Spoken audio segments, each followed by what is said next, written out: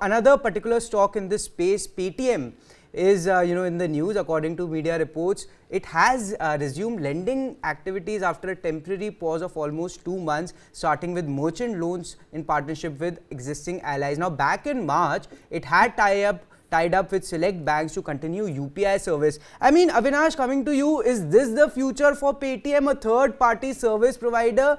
If so, how does it impact their earnings?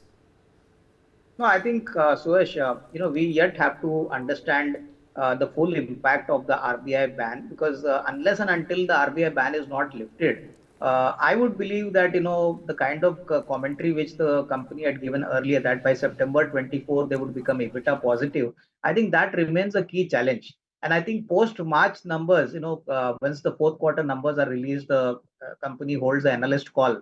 I think one would definitely like to know from the management that what is now the near-term strategy the company management is looking at. My sense is that these are small interim kind of measures which the company is doing.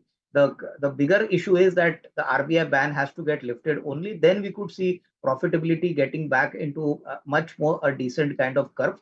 So I think these kind of news flows are unlikely to re-rate the stock in a big way. I would still reiterate investors that it's better to wait for the management commentary and some more clarity to come in because these things are not going to overall improve the business structure as a whole after the RBI ban. So I think it's a wait and watch as of now. We would not be comfortable to buy even at these levels. We prefer to wait for at least a couple of quarters before the entire dust settles down and we see a clarity from the management side that business is back to normal because till that time, we are going to see a lot of uncertainty on the Paytm stock. All right, and Avinash, you said that RBI could perhaps lift the bank on the payments bank. Is that a possibility? Because from what I am reading, I mean, payments bank is essentially dead. It is. It is. Actually a fact. But then my sense is, we don't know what exactly has transpired behind that, and what kind of measures will RBI take. Will they finally cancel Paytm, bank's license altogether, or will they allow them with some restrictions? Now, these are things, Suresh, which I think nobody can answer at this point of time. But I think you need to give at least another couple of quarters before you could see that reasonably that business gets back to normal and resumption of business starts.